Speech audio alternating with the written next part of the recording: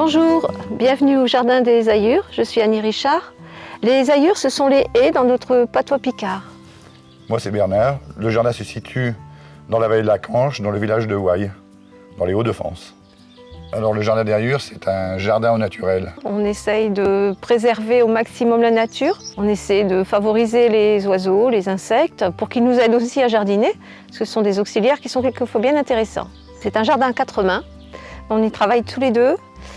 Et notre but, c'est aussi de montrer aux gens qui nous entourent qu'il est possible d'obtenir un beau jardin sans pesticides, sans insecticides, sans quoi que ce soit en cide, aussi bien au potager qu'au jardin d'agrément. L'idée du jardin aussi, c'est de trouver une biodiversité, des insectes nouveaux grâce à des nouvelles fleurs, des nouvelles plantes.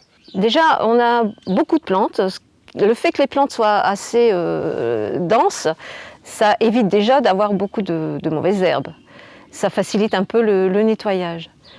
Ensuite, on essaie de se souvenir un peu des techniques de nos parents, parce que nos parents ont toujours jardiné au naturel, aussi bien mon père que mon beau-père. Et on reprend un peu leurs idées. Maman disait toujours que ce qui vient de la terre doit retourner à la terre, donc on remet les épluchures, etc., dans le compost pour pouvoir nourrir notre terre de la façon la plus simple et naturelle possible. On a toujours consommé des produits des potagers de nos parents et puis on a toujours eu envie, nous aussi, de continuer à consommer des choses saines pour aussi permettre à nos enfants de manger sainement également, bien sûr. Et puis parce qu'on est amoureux de la nature, on aime voir les plantes, on aime voir les animaux, donc on a du mal à détruire la nature. En fait, la nature nous donne des choses. Je pense qu'il faut essayer de les utiliser, d'essayer d'utiliser la nature avec ce qu'elle nous offre, plutôt que nous essayer de la forcer à nous faire des choses. Donc on essaie de garder cette biodiversité pour justement que les plantes entre elles puissent éventuellement s'entraider si c'est oui, puis garder l'équilibre aussi au niveau du jardin, parce que les insectes qui sont utiles et qui sont importants pour la pollinisation des fruitiers, des tomates dans les serres par exemple, si on n'avait pas cette biodiversité, parce qu'on habite à côté de champs et là la biodiversité n'existe plus en fin de compte.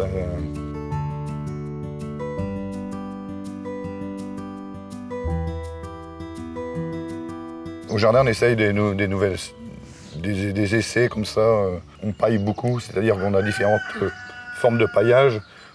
Par exemple, pour les arbustes, on va pailler avec une toile de coco pour garder l'humidité et puis éviter de travailler autour de l'arbre. Et puis au niveau du potager, par exemple, on va pailler avec de la paille, avec du broyat de branches.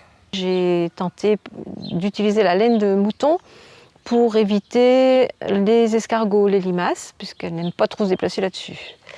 Donc on essaie de pailler pour éviter l'évaporation de l'eau, pour éviter la prolifération des soi-disant mauvaises plantes.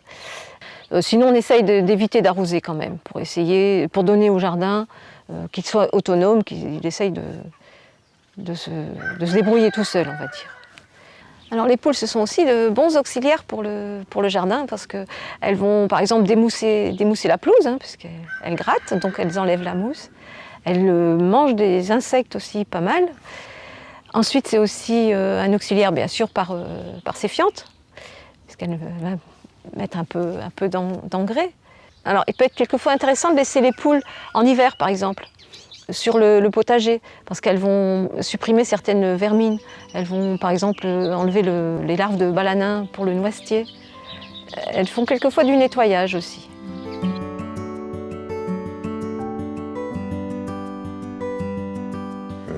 Souvent, les personnes viennent ici et disent l'arbuste, il a 3-4 ans, et puis tu te dis comment ça se fait qu'ils sont déjà... Mais le terrain est riche, on n'a pas besoin d'amener... On n'a besoin de rien amener, la Gunera, on la nourrit pas. Mais le fait de choisir aussi les plantes, je pense. Il ne faut pas s'entêter à vouloir une plante qui n'est pas de la région, qui n'est pas du tout adaptée. Il faut faire attention aussi aux variétés qu'on installe, en fait. On essaie de ne pas se faire trop de boulot quand même, enfin, déjà c'est comme ça. Je crois que le jardin, ça amène quand même un certain équilibre, une certaine Quand on jardine, on ne pense pas trop à ses soucis, on pense aux soucis de la plante, on pense à essayer de faire en sorte qu'elle soit bien. Donc on pense à la plante, mais on oublie un peu ses soucis. Je pense que c'est ça qui nous fait aussi, qui fait qu'on est souvent dans le jardin.